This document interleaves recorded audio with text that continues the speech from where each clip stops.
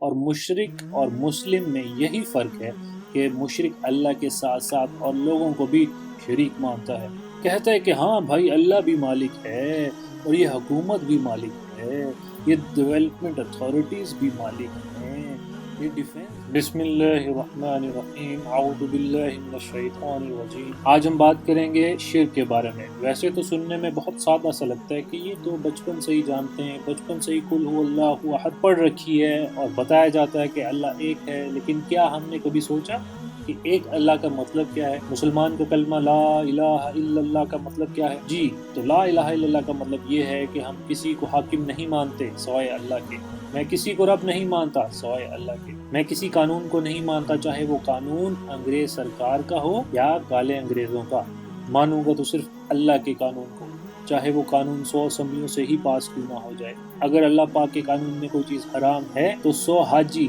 جج یا جنرل مل کر بھی مجھے نہیں منوا سکتے کہ وہ حلال ہے۔ ایسے قانون کی کوئی حیثیت نہیں جو اللہ کے قانون کے خلاف ہو۔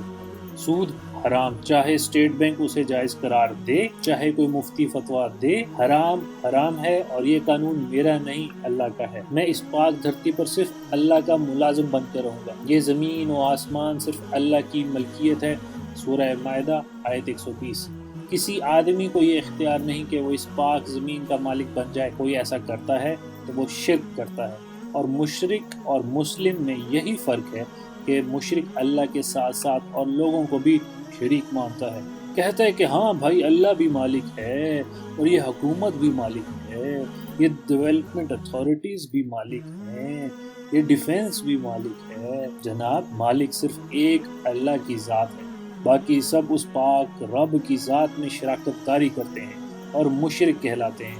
ایک مسلم ہونے کی حیثیت سے اور لا الہ الا اللہ کے کلمے پر ایمان لانے سے میں ان سب کو جھوٹا خدا مانتا ہوں اور ان سب کا انکار کرتا ہوں۔ کسی کو حق نہیں پہنچتا کہ وہ زمین کی ملکیتیں بیچتا پھرے، جو زمین اللہ نے پوری انسانیت کے لیے کھلی چھوڑی ہے۔ سورہ لقمان آیت 20 کہ وہ اس کو کام میں لائیں، تو کسی کو حق نہیں پہنچتا کہ وہ اس کی ملکیتیں پلاٹس بنا بنا کر بیچے۔ یہ حق کسی کو ہوتا تو صرف اللہ پاک کی ذات کو ہوتا۔ جو زمین ہم سب کو مفت ملنی چاہیے وہی زمین ہم پر ظلم کر کے مہنگے داموں بیچی جاتی ہے اور مالک بنایا جاتا ہے۔ یعنی خود تو شرک کیا ہی ہے، عوام کے گلے میں بھی شرک کی رسی ڈال دی۔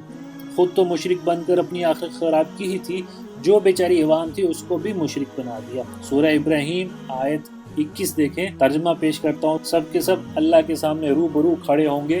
اس وقت کمزور لوگ اپنے طاقتور لوگوں، بڑے لوگوں، اتھارٹی والے لوگوں سے کہیں گے ہم تو تمہارے تابع دار تھے، تم اللہ کے عذابوں میں سے کچھ عذاب ہم سے دور کر سکتے ہو؟ وہ جواب دیں گے کہ اگر اللہ ہمیں ہدایت دیتا، یعنی وہ خود گمراہ تھے، ان کو خود ہدایت نہیں تھی تو ہم تم کو بھی ہدایت دے دیتے۔ ہم تو اب جو مرضی کر لیں، دونوں برابر ہیں، چاہے صبر کریں یا بے قراری کریں، تو اس عذاب کو کوئی بھی چھڑا نہیں سکتا۔ یہ ہے سنت ابراہیمی، سنت محمدی۔ کسی کی مت سنیں سوائے اپنے رب کی۔ جس دن ہم نے اپنے پیارے رب کے روبرو کھڑے ہونا ہے، اس کا سامنا کرنا ہے۔ کون بچا سکتا ہے ایک مشرک کو؟ پیارے لوگوں، صرف اللہ کے بندے بنو، کسی کے کہنے میں مت آؤ۔ اپنا آئین، اپنا قانون قرآن ہے، اپنی نجات قرآن ہے۔ آئیے اللہ کے ساتھی اور مددگار بنے تاکہ وہ ہماری مدد کرے۔ شکریہ، والسلام۔